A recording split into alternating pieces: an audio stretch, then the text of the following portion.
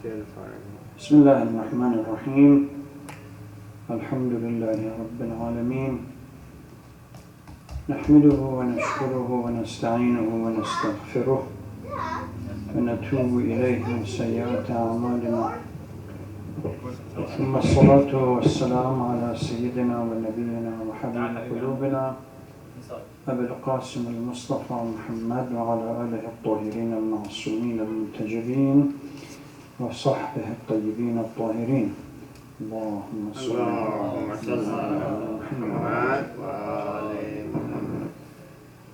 Sisters and brothers, Assalamu alaikum wa rahmatullahi wa barakatuh. عظم الله أجورنا وأجوركم بمصاب سيدتنا فاطمة الزهراء سيدة نساء العالمين. أسأل الله أن يجعلنا وإياكم من المتمسكين بولاية أهل البيت إن شاء الله. يقول الله تبارك وتعالى في القرآن الكريم: أعوذ بالله من الشيطان اللعين الرجيم بسم الله الرحمن الرحيم إنا أعطيناك الكوثر صل لربك وانحر إن شانئك هو الأبتر. Indeed, we have given you Kawthar. For that, you should pray and sacrifice. Those who criticized you and they said that you have no descendant, their descendant will perish. Before I start few topics that I want to discuss tonight, one thing I need to clarify. According to our ahadith and the history, there are three different opinions regarding the martyrdom of Fatimah al-Zahra. There is one opinion that says around 40 days after the demise of the Holy Prophet. I'm not going anything, Dad. And in back home is considered to be Fatimiyya al-Ula, the first Fatimiyya. The second Fatimiyya, according to the history, is around between 60 and 70 days after, which locates it in month of Jamadi al-Ula. And ultimately, because at the moment we are in Rabi al-Thani, the around 90 days after, which puts the third Fatimiyya al-Thalitha in month of Jamadi al-Thani. All of these are commemorated as anniversary of the Wafat Fatimah al-Zahra. So there are some people who say that this is not the Wafat. No, the history is clearly gives us these three dates because we all know that the death of Fatimah al-Zahra or martyrdom of Fatimah al-Zahra and the burial of Fatimah al-Zahra is unknown. We really don't know. Some ahadith exist, but the Holy Prophets, Amir al-Mu'mineen salawatullah salam alayhi, because she didn't want anybody that caused pain in her life to attend her burials and processions, she instructed Amir al-Mu'mineen to bury her late at night. And the grave to be kept hidden so they will not come and dig it up. According to a few hadith, Amir al-Mu'mineen dug 17 graves or 30 graves or 20 graves or 40 graves. Anyway, the numbers are stated in the history to confuse anyone. People that wanted to be present.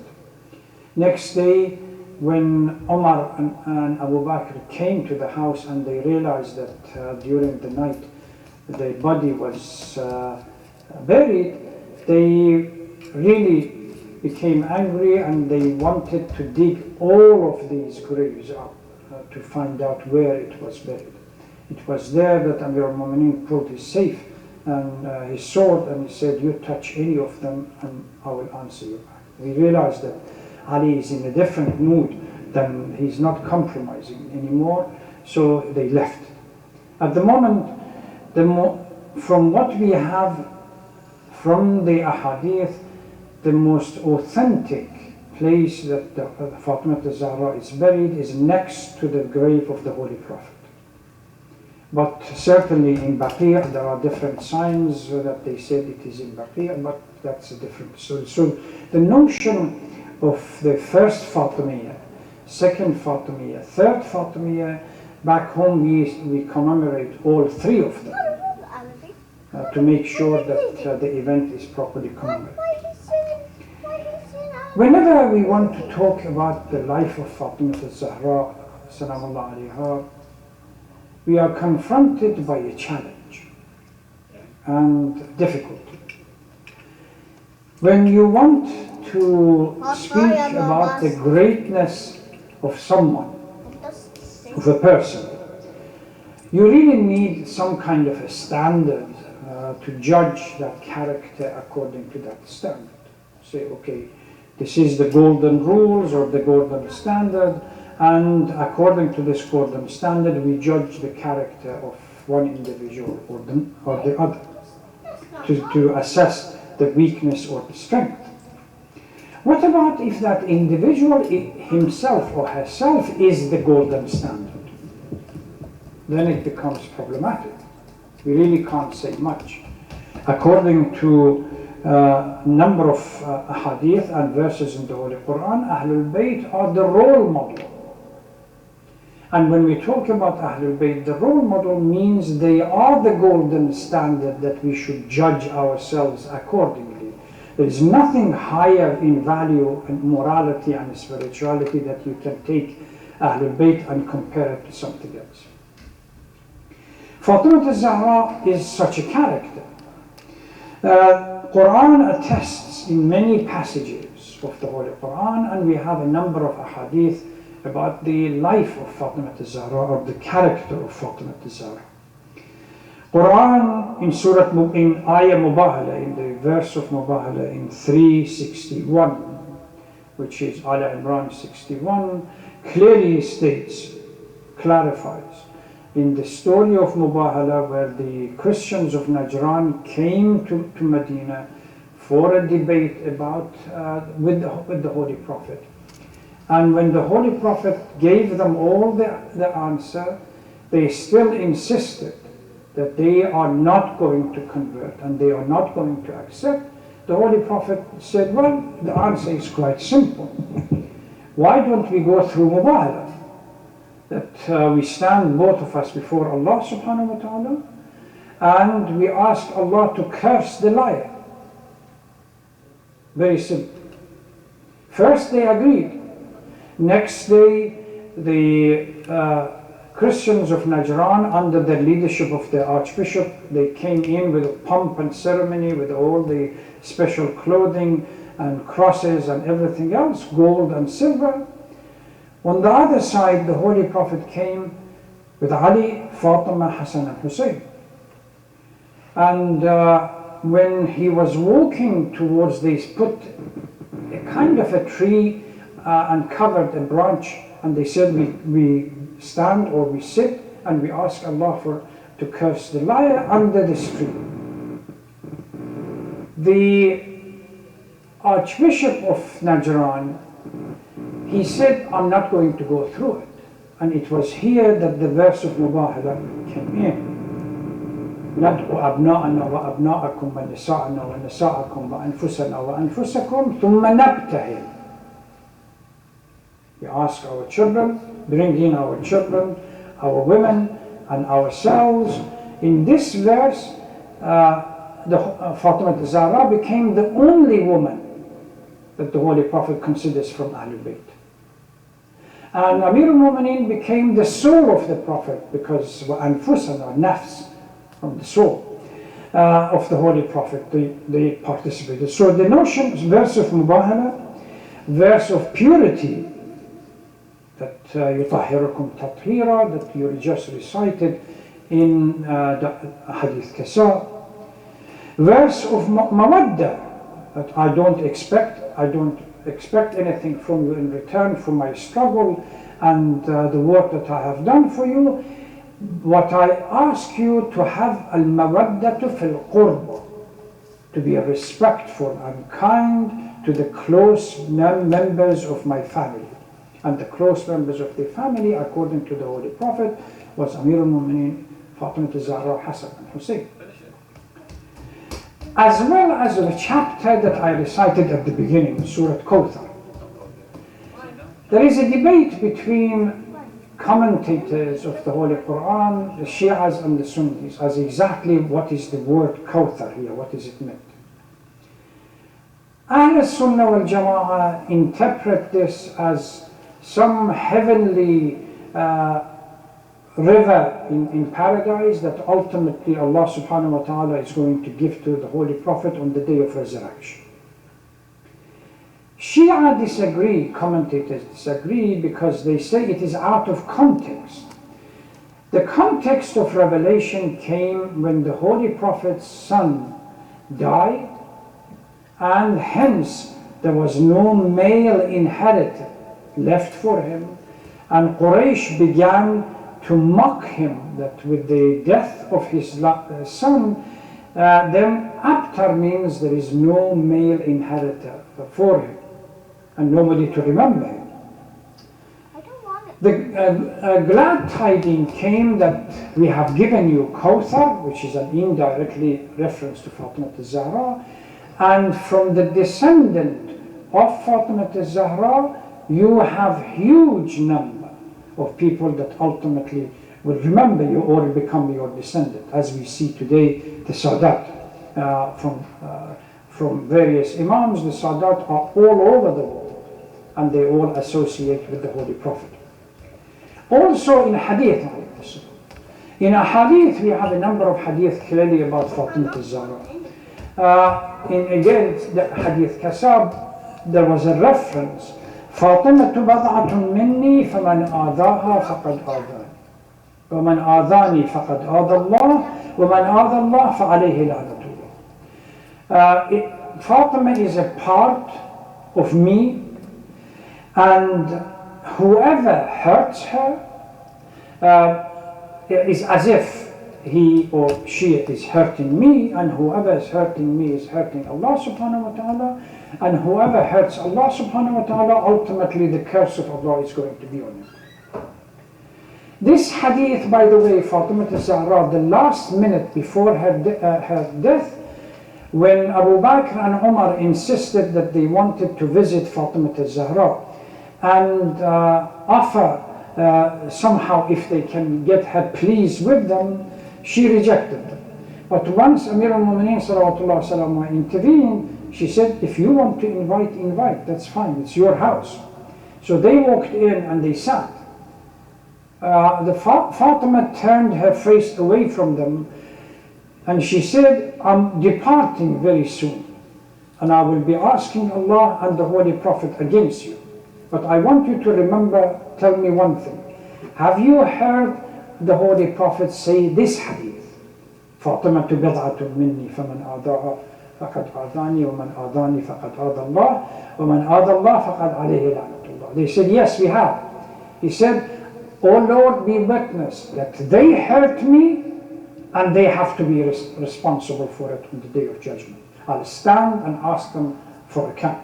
It was there that Abu Bakr said that I wish I would never have accepted this khilafah, that ultimately I will be cursed on the day of judgment by no one but Fatimah al-Zahra. So this hadith is well known. إني تارك فيكم الثقلين, the two weighty one, كتاب الله وعترتي. Itra again means Ahlul Bayt, which means these 5 individuals. So despite in these ahadith, Tariq Baghdadi, for example, narrates, it says, the best of your men is Ali ibn Abi Talib, from the Holy Prophet. And best of your women is Fatima bint Muhammad. So this is clearly stated. Now, the question arises that despite this overwhelming praise and respect given to Fatima by the Holy Prophet, yet how was it that Fatima was subjected to such a brutal and heinous attack by Umar ibn Khattab. We go back to concept of Saqifa.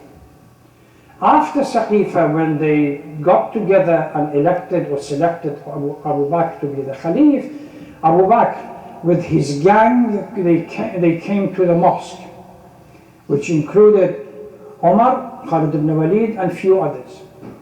And they said, now everyone has to come and swear allegiance and bay'ah to the new Khalif. Immediately Omar, with Khalid ibn Walid and few others, decided to go to the house of Fatimah al-Zahra sallallahu alayha, which there were a number of Sahabas over there trying to prepare the burial of the Holy Prophet.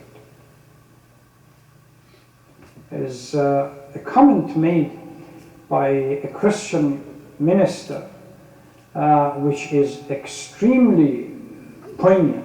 He said, if we as Christians, Jesus were to die and we were going through the burial, would any Christian spend the time of going to establish or run after this notion of Khilafah and burn the house of the daughter of the Holy Prophet? Certainly not. Omar comes to the door, knocks at the door. Fatimah al-Zahra comes, says, what do you want, Ya ibn Abi Quhafa?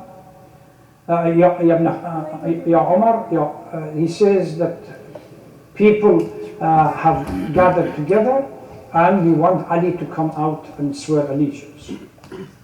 Fatima says, we are going through the burial and we can't do that. Open the door. No, it has to come. He says, no, I'm not going to open the door because we are busy with the burial. I'm going to burn the house. Somebody said, Inna fiha Fatima. I mean, you can't burn a house. Fatima al-Zahra is inside. He said, even if Fatima is there. They brought fire, they put it against the door, wooden door, caught fire, he kicked the door, the frame of the door, the metal frame or the nail, penetrated her chest or her ribs, which led to the miscarriage of her son Muhsin, and ultimately that led to her death later on. Ahl al-Sunnah wal-Jama'ah, once they began to write history, they really gloss over this area completely. They say Fatimah al-Zahra died because she was very sad for losing her father. Nothing more, nothing less. The notion that Omar somehow was involved and with Khalid ibn Walid and few others are glossed over.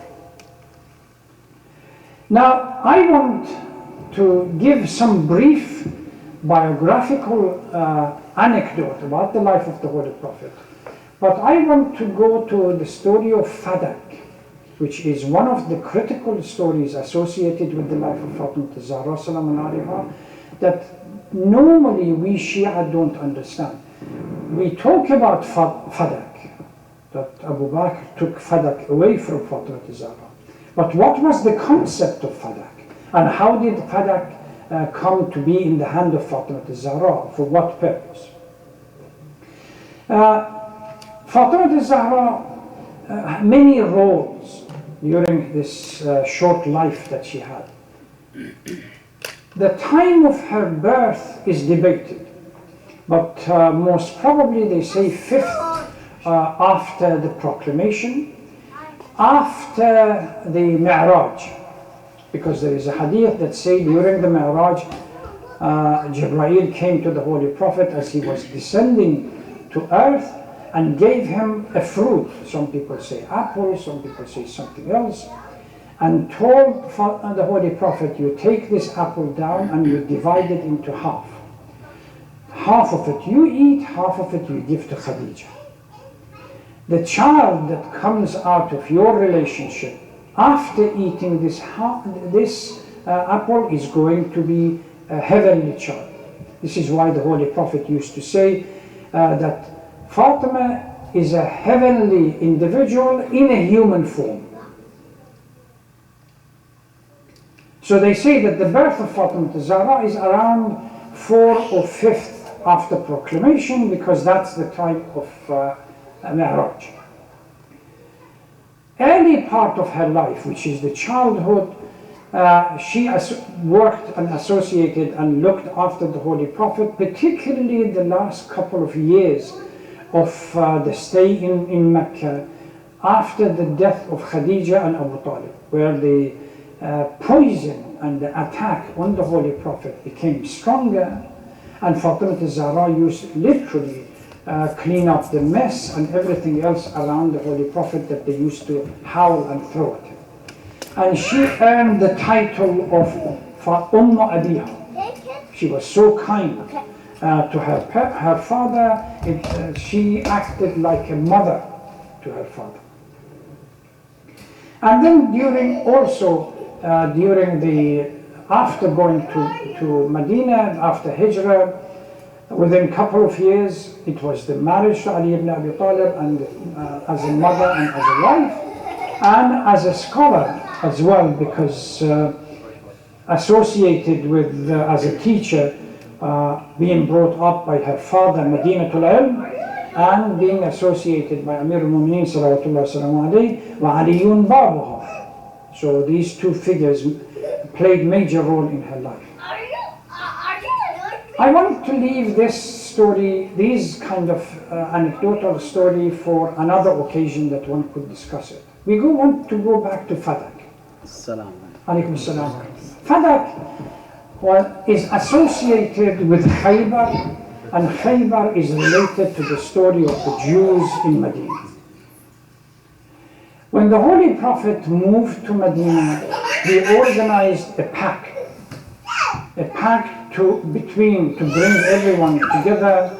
Sometimes it's referred to as the Constitution of Medina or the Pact of Medina, which means the Holy Prophet wanted to create a unified community under his leadership, and clearly stated that all of us, the concept of Ummah, there's a huge debate that this pact must have happened later. Why? Because Jews were considered to be Ummah, a part of Ummah at that particular time. No, the Holy Prophet was deliberate to make the concept of Ummah as a community that anyone that shares the objective of safety and security for everyone then naturally becomes part of the community.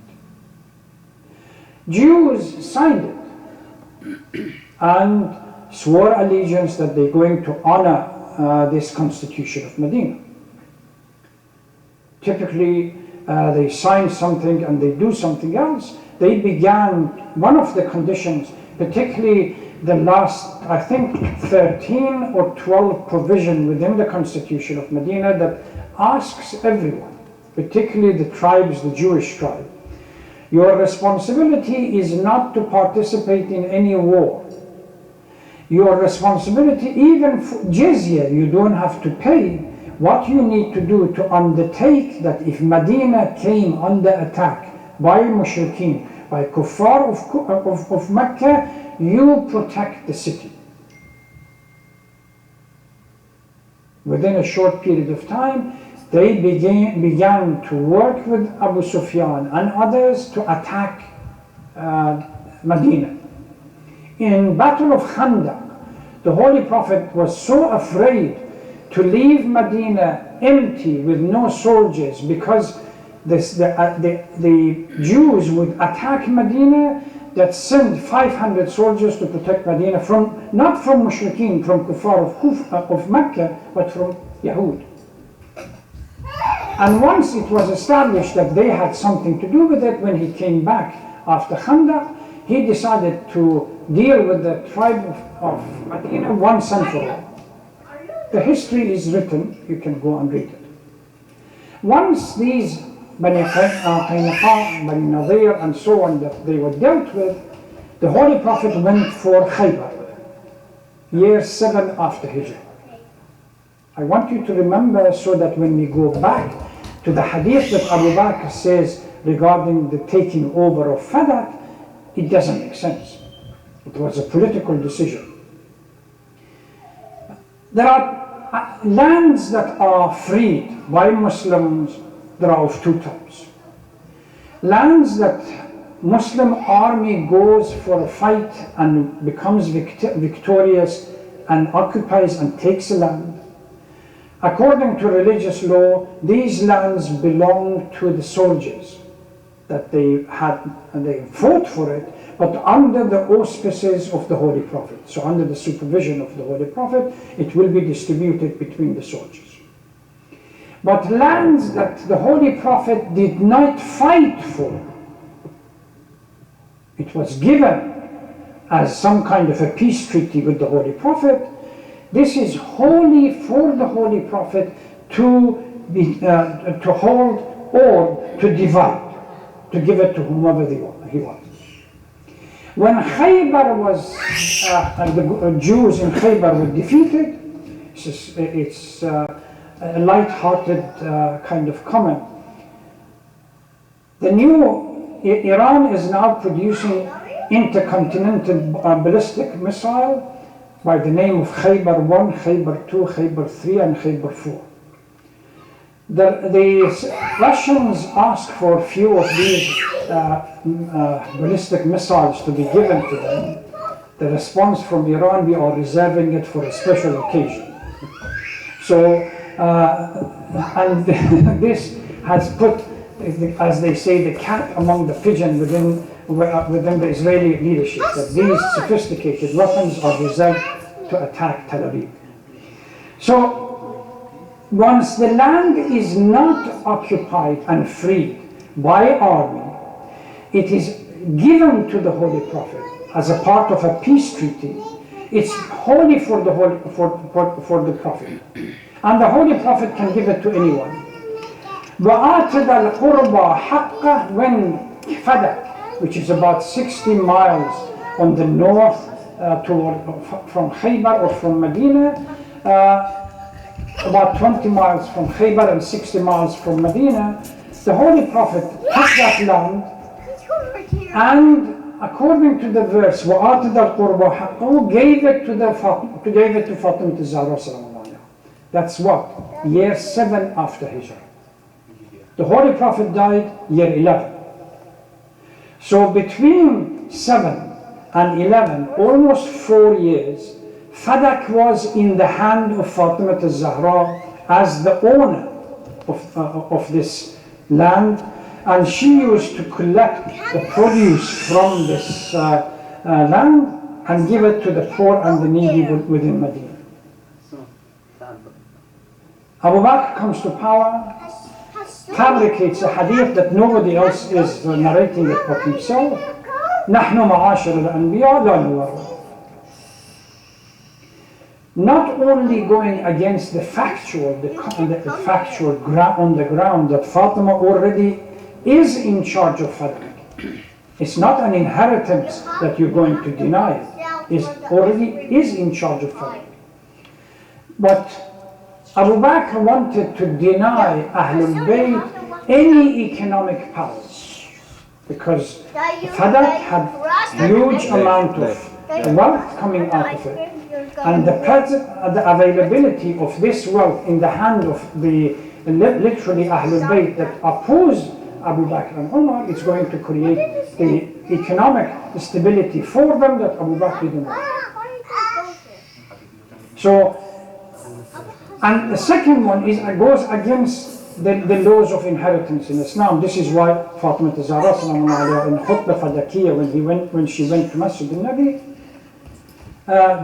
challenged Abu Bakr and said, where is in the book of Allah subhanahu wa ta'ala that you can inherit your father but I cannot?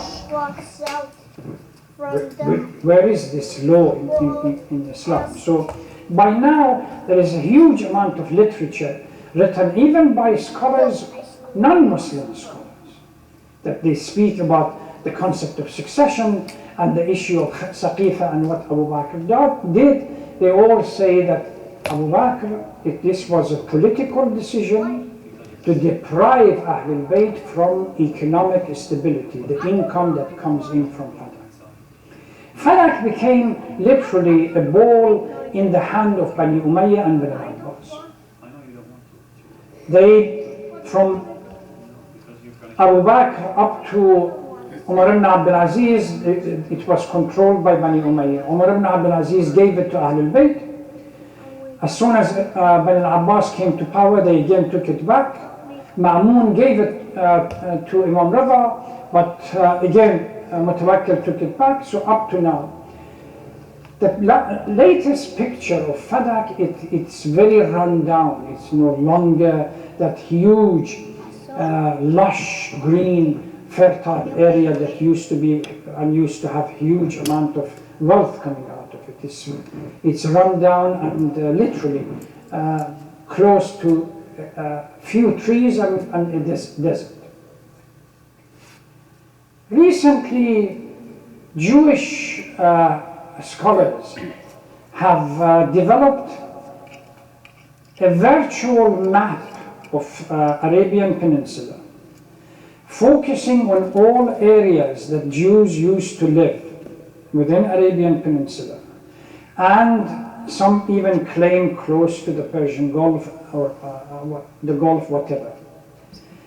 And they have calculated that the Saudis have to provide $3.5 trillion compensation for the loss of these lands to the for the Jews.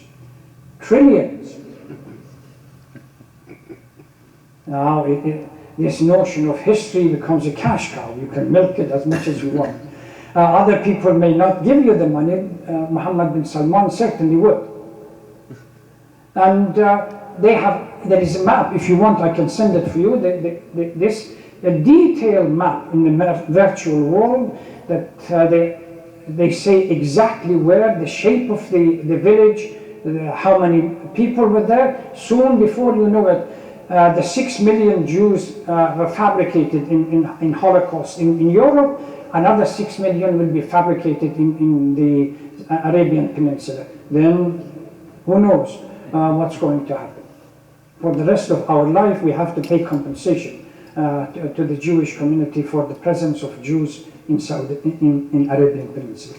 So, the life of Fatimah al-Zahra, we really need to spend some time assessing, reading, on individual basis. As a mother, what did she do? As a teacher, what did she do? As a wife, how did she behave? As a daughter, how she behaved? All of these aspects provide us with what we need to know about our life and what the role model that Quran talks about, that Ahlul Bayt, وَلَكُمْ فِي رَسُولِ اللَّهِ أُسْوَةٌ حَسَنَةٌ. This role model, only we can implement it in our life and structure our living lifestyle according to their command, when we really understand exactly what they did. Because of her association with the Holy Prophet and Amir al-Mu'mineen, she became well-known commentator on the Holy Quran. Mashaf Fatimah al-Zahra, which is a book, not Quran. Mashaf Fatimah al-Zahra, which is Quran, with her commentary. According to our ahadith, says that our imams have them, and they used to refer to this book to understand Fatimah al-Zahra's reading of particular verses. And as well as Mashaf Ali ibn Abi Talib, when the Mu'mineen had a huge amount of time spent on the commentary of the Holy Quran. So these are aspects of Fatimah al-Zahra's life that we really need to pay attention to. On assuming that Fatimiyya, the first Fatimiyya, which is today, is correct, on a day like this, Fatimah al-Zahra passes away and asks Amir al-Mu'mineen to literally bury her in darkness and only few people were around. Salman, Abu Dhar, from the family individual, even Ibn Abbas and others were not around. So very unique, elite Sahabas that were with the Holy Prophet. And we still are, at least, apart from Ahadith, we still are not quite sure where within Baqi', if it is within Baqi', but other people claim to be next to the Holy Prophet's grave. We ask Allah subhanahu wa ta'ala during all these three occasions, whether Fatimiyya number 1 or Fatimiyya number 2 or the Fatimiyya number 3, the more the merrier, as they say. The more you organize, the more you learn from the life of Fatimah al-Zahra. And the challenge is that we really understand them and we structure our life according to their command and their guidance, inshallah. Thank you very much. Wassalamu alaikum wa rahmatullahi wa barakatuh.